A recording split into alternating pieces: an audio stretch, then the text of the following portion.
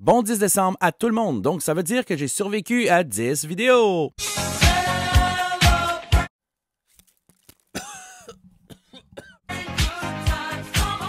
Donc, notre chocolat du jour, c'est un chocolat au caramel. Et le chocolat au caramel, c'est ton préféré. Jusqu'à temps qu'un de tes amis te dise « Mais non, c'est pas un chocolat au caramel, ça c'est un chocolat à mélasse. » Et là, ta vue sur le caramel vient de changer pour toute ta vie. Comme notre histoire, la lampe étrange.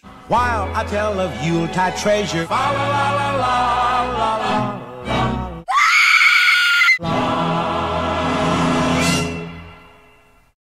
Donc, pour ceux qui ont lu le titre, La lampe a tué sa famille, vous devez vous demander, mais de quel bord va aller cette histoire? Est-ce que c'est une lampe tueuse en série au couteau? Est-ce que c'est un tueur en série qui s'appelle Johnny Lamp? Ou est-ce que c'est le prix tellement bas des lampes qui a fait faire une crise cardiaque à la mère de famille? Okay, for my 307th book, this couple is attacked by a lamp monster. Ooh, ooh. You're not even trying anymore, are you?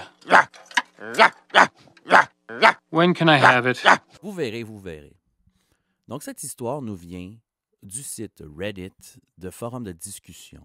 C'est sur le forum r/relationship qui est fait pour les relations en tout genre. Donc, quelqu'un va poser la question, est-ce que vous avez déjà vécu une relation avec un ami imaginaire ou un objet? Ce à quoi la personne de notre histoire va répondre, ben oui.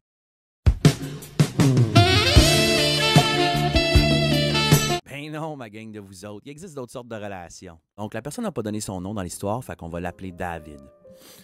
David, après avoir vu un match de football universitaire, après une altercation, il ne nous dit pas la raison, s'est fait attaquer par un des joueurs de football. Il nous dit que c'est du genre 6 pieds et demi, 325 livres.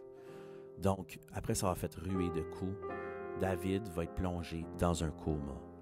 Il va se réveiller quelques temps plus tard et ça va être une réadaptation très difficile, ça va affecter vraiment sa vie.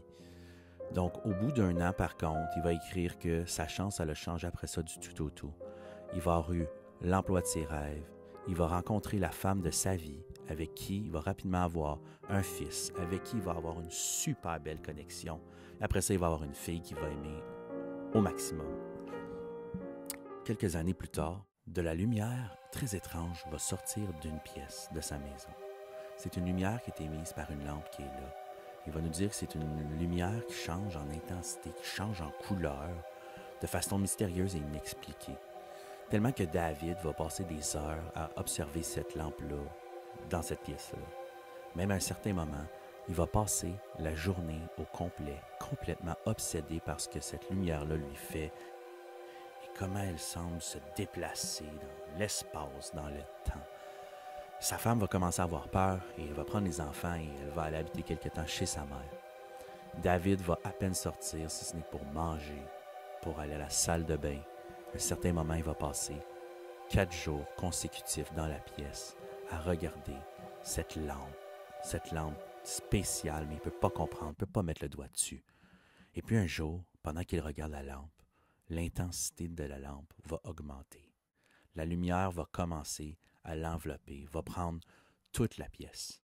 Et puis là, il va en être aveuglé. Il va commencer à avoir un petit peu mal à la tête. La lumière va continuer de grossir jusqu'à temps de prendre tout son champ de vision. Le mal de tête va continuer, va s'amplifier.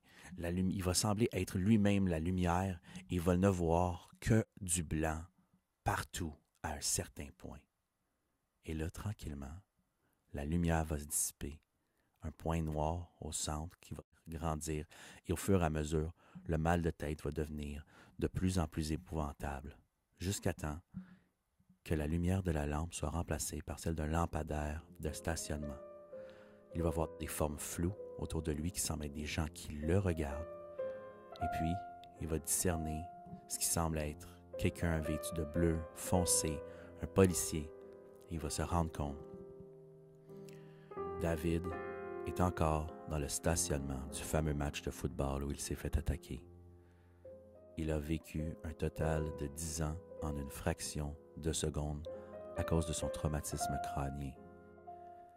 La femme dont il est tombé amoureux le fils qu'il a une connexion incroyable et la fille qu'il adorait n'existe pas.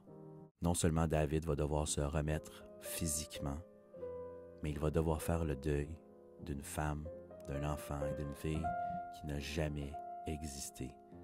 Dans les premières années, David va être incroyablement déprimé, inconsolable. Mais il nous réécrit quelques années plus tard pour dire qu'il s'en est sorti, qu'il a rencontré une autre femme et que sa vie est encore mieux que celle qu'il avait rêvée.